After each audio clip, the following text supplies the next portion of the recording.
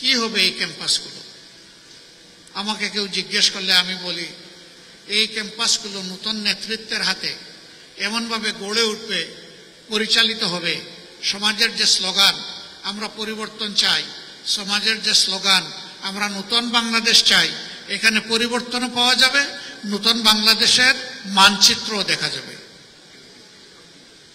কাজে এই ছাত্র প্রতিনিধি বন্ধু এবং বোনেরা, এটা মনে করার কোনো কারণ নেই যে শুধু ক্যাম্পাসের মধ্যেই দায়িত্ব সীমাবদ্ধ, বরঞ্চ গোটা জাতির স্বপ্ন সারথি। এই স্বপ্নকে ধারণও করতে হবে, আবার স্বপ্নকে বাস্তবে রূপ দিতে হবে। আমাকে লোকেরা আরো জিজ্ঞেস করে আগামীর বাংলাদেশটা কেমন হবে। আমি বলি যে কয়েকটা দিন অপেক্ষা করেন, যেমন হবে ঢাকা বিশ্ববিদ্যালয়, যেমন হবে চট্টগ্রাম বিশ্ববিদ্যালয়, যেমন হবে রাজশাহী বিশ্ববিদ্যালয়, যেমন হবে জাহাঙ্গীরনগর বিশ্ববিদ্যালয়, তেমনই হবে আগামীর বাংলাদেশ ইনশাআল্লাহ। তাহলে বুঝতেই পারছেন আপনাদের উপরে দায়িত্ব কত ভারী। কিন্তু আমি বিশ্বাস করি এই ভারী দায়িত্বের পাহাড় নয়, পর্বত আপনারা ডিঙ্গাতে পারবেন ইনশাআল্লাহ। আমি সবসময় তারুণ্যের বিকাশের পথে, আমি তারুণ্য নির্ভর একটা বাংলাদেশ দেখতে চাই, এবং আমি নই, আমরা সবাই দেখতে চাই, 18 কোটি মানুষ দেখতে চাই।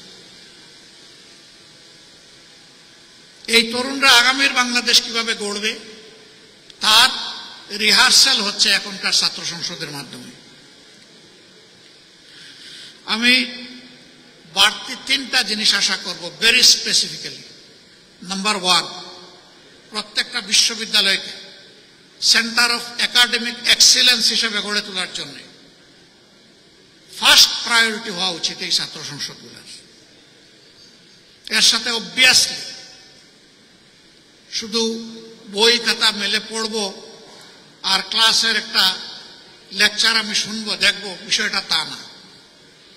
বিশ্ববিদ্যালয়গুলো তো মূলত হচ্ছে গবেষণার কেন্দ্রবিন্দু। আফসোস এখন গবেষণা উবে গেছে, যার কারণে হাজার বিশ্ববিদ্যালয়ের তালিকায় আমরা নেই। আমরা চাই এই দুয়ারটা খুলে দেওয়ার পথে প্রত্যেকটি ছাত্র সংসদ অগ্রণী ভূমিকা পালন করুক। এটি হোক তাদের 1 নম্বর প্রায়োরিটি। এর সাথে শিক্ষার পরিবেশ নিশ্চিত করার জন্য যা দরকার ক্যাম্পাসে, যতটুকু ম্যাক্সিমাম সামর্থ্য কুলায় সেই এফোর্টটাকে ম্যাক্সিমাইজ করা দরকার। নাম্বার 2, অতীতের কলুষিত ছাত্র রাজনীতিতে আমরা শুনতাম, আমরা দেখতাম, ছাত্র সংসদে যারা নির্বাচিত হন তারা বিশ্ববিদ্যালয় এবং কলেজগুলার বিভিন্ন উন্নয়নমূলক কর্মকাণ্ডে তারা জড়ায় পড়েন, তারা অংশ বসান, অসৎ উপায়ে রুজি করেন। আমরা সততার পরীক্ষায় এই ছাত্র সংসদগুলোকে শতভাগ উন্নীত দেখতে চাই। এখানে 1% কোনো ফেইলিওর এই জাতি দেখতে চায় না। কারণ ইতিমধ্যে যুবকদের নিয়ে জাতির যে অ্যাসপিরেশন তৈরি হয়েছিল, কারো কারো ভুলের কারণে সেই জায়গায় ভাটা পড়েছে। আমি চাই সেই ভাটার জোয়ার এই ছাত্র সংসদগুলোর মাধ্যমে ফিরে আসুক। তারা যেন প্রমাণ করে না কয়েকজন মানুষের ব্যর্থতা মানে গোটা ছাত্র সমাজের ব্যর্থতা নয়, এটা আমরা মেনে নেব না।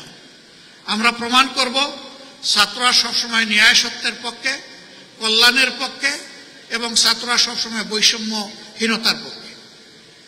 আমার 3 নম্বর প্রত্যাশা, একজন নাগরিক হিসাবে ভবিষ্যতের বৃহৎ নেতৃত্বের জন্য নিজেকে তৈরি করো। তোমাদের হাতে নেতৃত্ব তুলে দিয়ে আমরা পিছন থেকে তোমাদেরকে শক্তি যোগাতে চাই। দেশের ককপিটে তোমাদেরকে বসাতে চাই। তোমরা ককপিটে বসে দেশ পরিচালনা করবা, পিছন থেকে আমরা তোমাদের জন্য দোয়া করব, শক্তি যোগাবো। ভুল করলে কানে কানে তোমাদেরকে বলে সংশোধন করব, কথা না শুনলে হাতে ধরে ঝাঁকি দেব।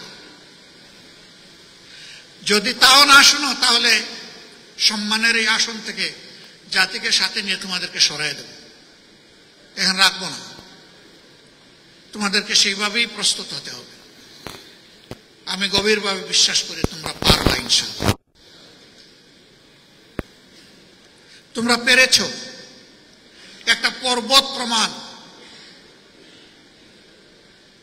একটা হস্তিকে তোমরা এই সমাজ থেকে তাড়াতে পেরেছ। তোমাদের নেতৃত্বেই সেটা সফল হয়েছে। তোমাদের নেতৃত্বে ইনশাআল্লাহ আগামী নতুন বাংলাদেশ, বেটার বাংলাদেশ গড়ে উঠবে, এটা আমাদের প্রত্যাশা।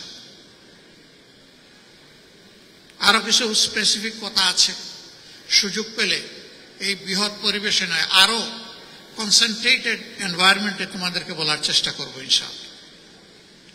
আমি খুবই দুঃখিত, অনুষ্ঠানের সৌন্দর্যহানি ঘটিয়ে আমার বক্তব্যটা আগেই দিতে হলো, কারণ আমার একটা পাবলিক কমিটমেন্ট আছে।